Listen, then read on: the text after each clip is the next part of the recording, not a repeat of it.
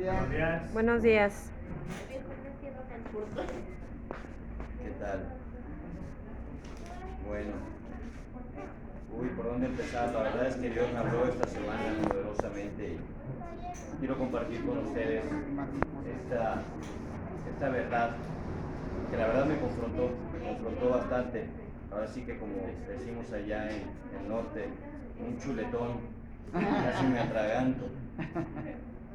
Pero como dicen allá, aquí tira el hueso y come la carne, ¿eh?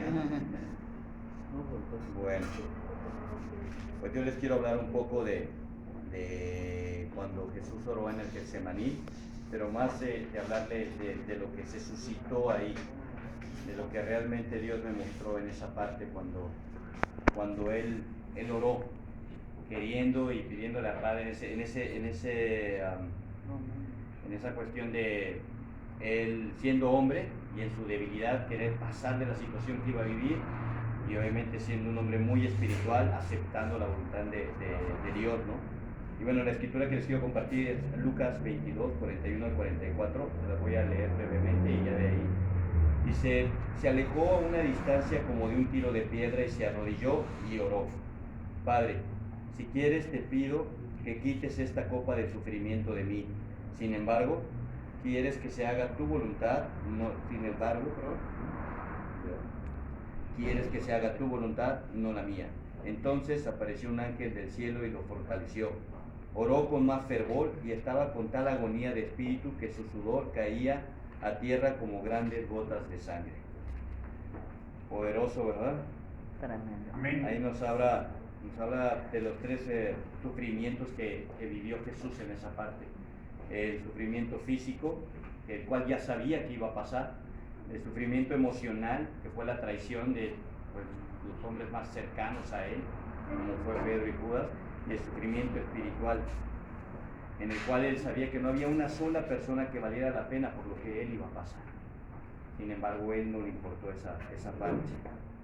Y obviamente sufrió el abandono del Padre cuando por fin cargó con todo en esa cruz.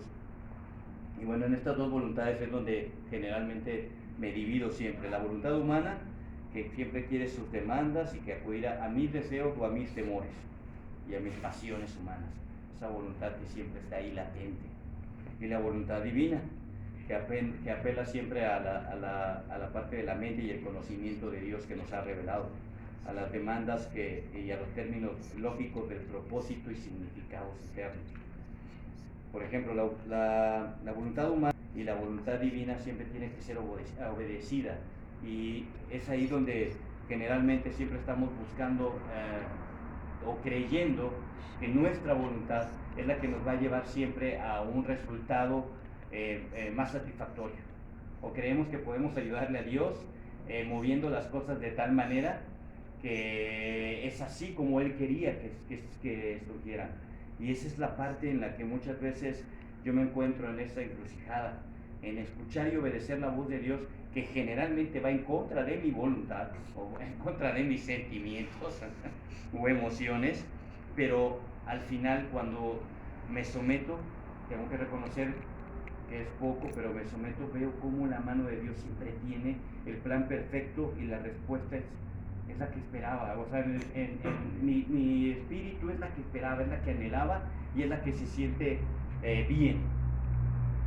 A pesar de creer que muchas veces las otras acciones o lo que yo quiero hacer me va a traer un resultado como el que yo busco. Y eso es ahorita lo que yo quiero compartirles de alguna u otra manera. La verdad, al recibir esta palabra me di cuenta de tantas cosas y de cómo Dios vivió, cómo Jesús vivió tantas cosas, y a veces no valoramos eso, ¿no? Por ejemplo, cuando Él estuvo en esa cruz, yo recuerdo que cuando yo tengo culpa por alguna situación inmoral que cometí, es tan fuerte que a veces no me quiere, o sea, ni siquiera me permite expresarlo. Lo quiero tener oculto, no puedo a veces ni hablarlo con Él. Y de pronto Dios me abre el entendimiento y me hace ver que esa culpa que yo siento o que muchas veces sentimos, multiplíquemos por billones de personas y por billones de pecados, y esto fue lo que Él sintió en ese momento cuando el Padre lo abandonó. Y digo, no tiene, o sea, ni siquiera es una milésima de la parte que yo puedo sentir, y aún así Él terminó ese propósito. La verdad es que y nada más hermoso que poder aceptar esa voluntad divina. Y eso es lo que nos habla Jesús, que cuando Él estaba orando en el Getsemaní, realmente ahí fue donde murió. No murió en la cruz. Ahí es donde estaba muriendo esa parte carnal, donde Él sentía que no podía, porque esa parte humana le decía a Dios, ayúdame, si es tu voluntad, pasa de mí esto que va a pasar, que yo ya siento, que yo ya vi cómo va a estar, ¿no? Y sin embargo, pero Él nunca dejó de tener bien en cuenta que la voluntad del Padre iba a ser lo mejor, y no para Él, sino para toda la humanidad. Amén. Por Amén. eso es que decidió obedecerlo, y al final de estas palabras Él dice, pero no se haga mi voluntad, sino la tuya. ¿Cuántas veces yo he orado y al final termino con esta oración y digo, wow, ¿en verdad estoy esperando que se haga tu voluntad y no la mía? Esa es la pregunta que debemos de hacernos todos. ¿Es realmente lo que yo quiero? ¿Hacer tu voluntad? Y es ahí donde vuelve otra vez esta confrontación, ¿no?, entre la voluntad humana y la voluntad celestial. Y es que cuando generalmente tenemos tribulaciones o una lucha, esas dos voluntades siempre es un problema. Comienza cuando yo deseo que Dios me conceda lo que yo pido, lo que yo entiendo y lo que yo quiero, o lo que me hace sentir bien. Y en vez de pedirle a Dios que me permita que ocurra lo que traerá el mejor bien. Porque a veces no nos damos cuenta de esta parte, ¿no? De que cuando decidimos vivir con el propósito por el cual fuimos creados, Dios nos llena entonces de sentimientos de gozo. Creemos que cuando nuestra voluntad y nuestra dirección nos va a hacer sentir esa satisfacción. Y eso es mentira. Al final, y yo te invito a que lo pruebes, cuando tú aceptas la voluntad de Dios, que es muchas veces en contra de lo que tú quieres, de lo que tú anhelas y de lo que tú deseas, al final va a haber ese gozo permanente, no efímero ni momentáneo, que es lo que te trae a veces esa voluntad. Me gustó mucho, estaba escuchando a un hombre cuando hablaba y ponía un ejemplo, ¿no? ¿Qué pasa cuando de pronto tú vengo con una paz tremenda, Señor, vengo de tu iglesia, y empiezas a lamentarte y empiezas a quejarte?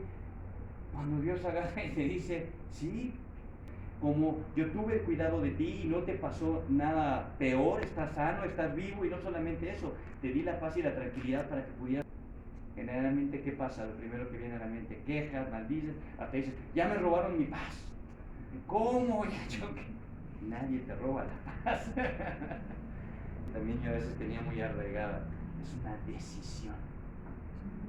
Y Dios te trajo aquí con ese propósito de que ya sabía que iba a pasar esta parte, pero que te estaba preparando a ti para que fueras fuerte, estuvieras firme, y quién sabe, quizás hasta para que pudieras evangelizar a la otra persona que la cual necesitaba escuchar esa palabra de Dios. ¿Te das cuenta cómo generalmente siempre estamos esperando mucho de Él, pero no esperamos tanto de nosotros? No nos exigimos como le exigimos a Él. Y eso, la verdad, retumbó en mi mente de tal manera que me hizo pensar y me hizo darme cuenta que efectivamente había muchas veces en las cuales yo no estaba buscando la voluntad celestial, sino la mía. Y bueno, pues la verdad es que al final de toda esta parte, pues a mí la verdad me hizo pensar que dentro de la palabra, por ejemplo, yo les voy a compartir esta última palabra que es Efesios 5:17, si me permiten, para que podamos entender un poquito esto.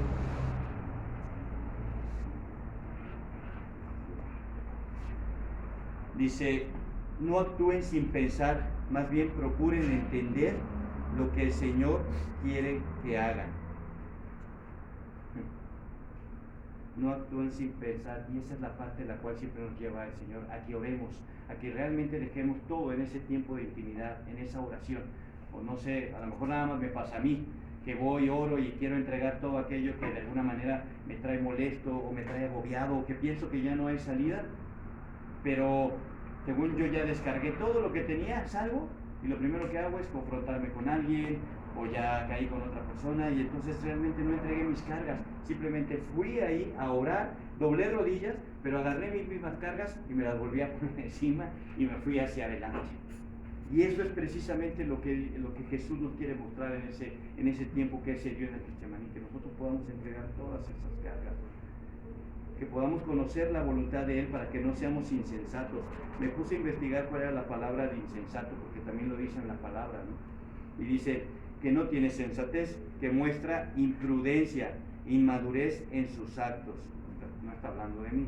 No.